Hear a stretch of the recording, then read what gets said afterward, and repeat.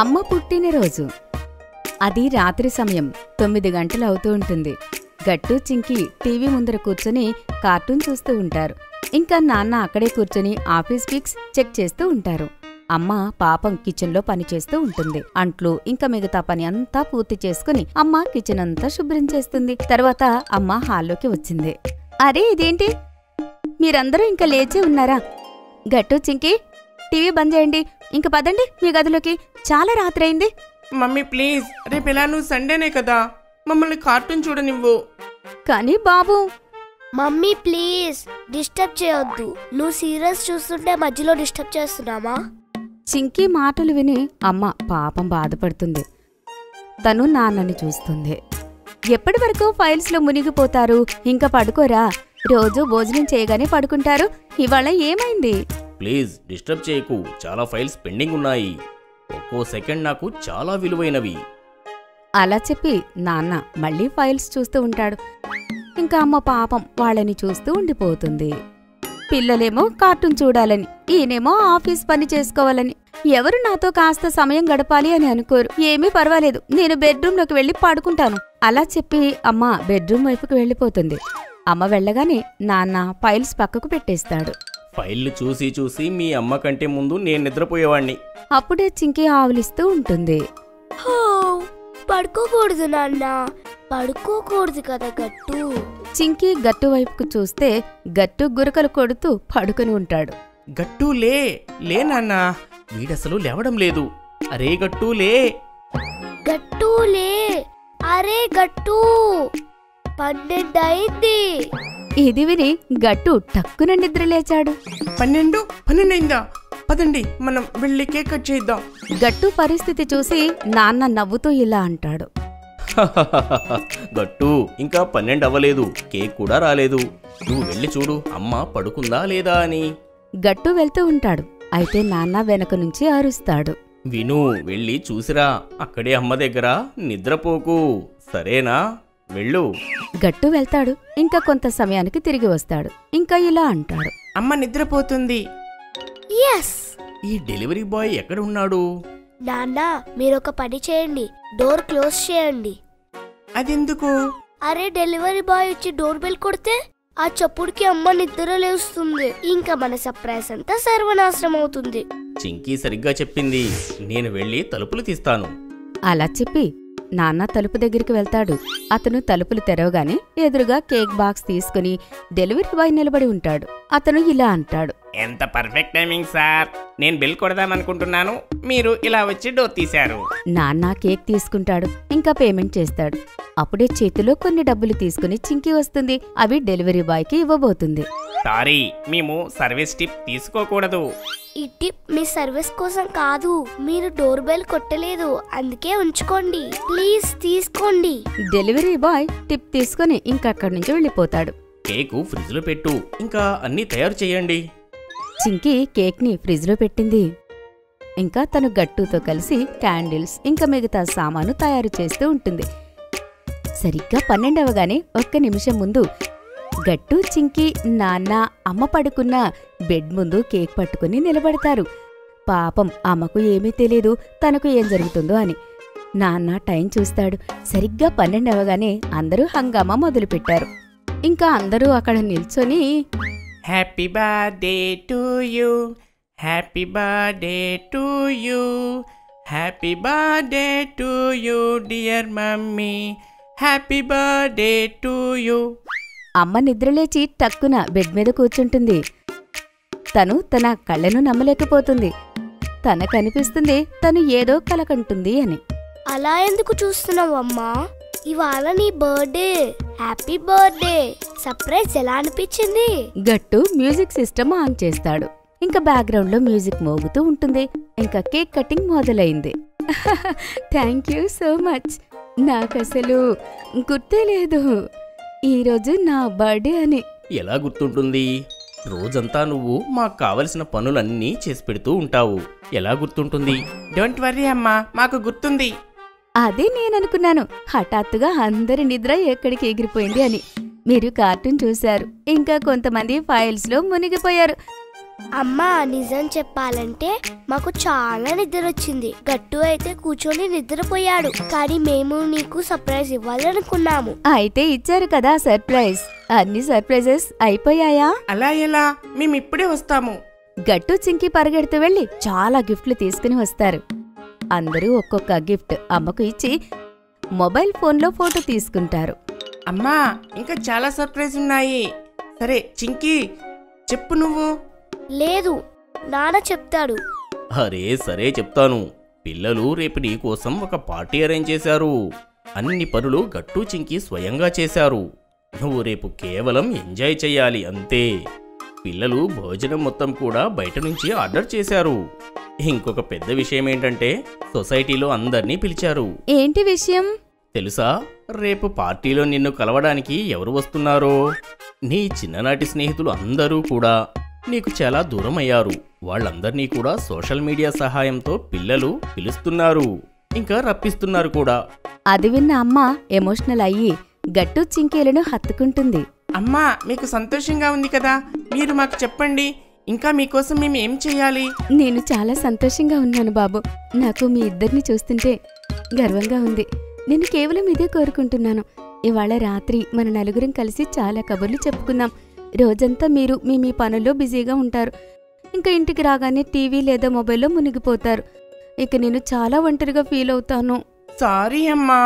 సరే, ఇవాల్టి నుంచి మేము నీకు కూడా సహాయం చేస్తాం. ఇంకా ఏముంది, అలానే మాటలు మొదలయ్యాయి. రాత్రి అంతా అలానే మాటలు నడుస్తూ ఉన్నాయి. మమ్మీ యొక్క మమ్మీ.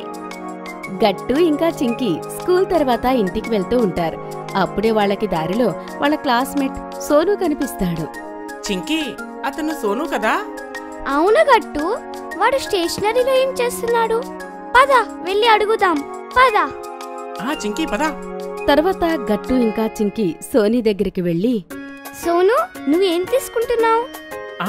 మాకు కూడా చూపించు. అరే గట్టు చింకీ, నేను హ్యాండ్మేడ్ పేపర్స్ ఇంకా గ్లిటర్స్ కొనుక్కుంటున్నా. అవును, కానీ ఎందుకు? గట్టు, నేను మా అమ్మ కోసం ఒక గ్రీటింగ్ కార్డ్ తయారు చేయడానికి. మదర్స్ డే రాబోతుంది కదా, నేను మా అమ్మ కోసం ఒక హ్యాండ్మేడ్ కార్డ్ని తయారు చేసి ఇవ్వాలి అని అనుకుంటున్నాను. అరే దేవుడా గట్టు, మనం మర్చిపోయాం మదర్స్ డే రాబోతుందని. మనం మన మమ్మీ కోసం ఏ సర్ప్రైజ్ ప్లాన్ చేయలేదు. ఇప్పుడు చేద్దాం. అవును కదా, నిజం చెప్పావు. మనం అమ్మ కోసం వెంటనే ఒక సర్ప్రైజ్ ప్లాన్ చేయాల్సిందే. సరే సోను, మేము వెళ్తాం. నీ కార్డు కోసం ఆల్ ద బెస్ట్. తర్వాత గట్టు చింకి సోనుకి బాయ్ చెప్పి వాళ్ళ ఇంటి వైపుకు వెళ్ళిపోతారు. అప్పుడు గట్టు చింకీతో ఇలా అంటాడు, చింకీ, నీ దగ్గర ఏమైనా ప్లాన్ ఉందా? గట్టు, మనము అమ్మ కోసం కార్డ్ చేస్తే ఎలా ఉంటుంది? మర్చిపోయావా? పోయిన సంవత్సరం కూడా మనం అమ్మకి కార్డే గిఫ్ట్ గా ఇచ్చాం కదా. అరే అవును, నేను మర్చిపోయాను. ఆ తర్వాత వాళ్ళిద్దరూ ఆలోచనలో పడతారు. నా దగ్గర ఒక ఐడియా ఉంది. అమ్మ కోసం మనం తన ఫేవరెట్ డిష్ తయారు చేస్తే ఎలా ఉంటుంది? అరే వా చింకీ, ఇది మంచి ఐడియా. అమ్మ కోసం తనకి ఇష్టమైన డిష్ తయారు చేసిస్తే ఎలా ఉంటుంది? అది నాకు కూడా తెలీదు. తప్పకుండా. అమ్మ ఫేవరెట్ డిష్ అంటే క్యారెట్ హల్వానే అయి ఉంటుంది, లేకపోతే కేక్ అయి ఉంటుంది. అరే గట్టు, నువ్వు అమ్మ ఫేవరెట్ డిష్ చెప్తున్నావా లేక నీదా? మనం ఒక పని చేద్దాం, డాడీని అడుగుదాం. సరే పదా. చింకీ, అదే మంచిది. అలా అనుకొని గట్టు చింకి ఇంటికి వెళ్తారు. ఇంకా రాత్రి అవ్వడం కోసం ఎదురు చూస్తూ ఉంటారు. రాత్రి ఎప్పుడు అవుతుందా, నాన్న ఎప్పుడు ఇంటికి వస్తాడా అని. రాత్రి అవ్వగానే నాన్న ఇంటికి వస్తాడు. హాల్లో కూర్చుని ల్యాప్టాప్ తెరిచి వర్క్ చేసుకుంటూ ఉంటాడు. అప్పుడే గట్టు చింకి కిచెన్లో అమ్మ పని చేసుకోవడం చూసి పరిగెడుతూ నాన్న దగ్గరికి వెళ్తారు. నాన్న, మేము నిన్ను ఒకటి అడగొచ్చా?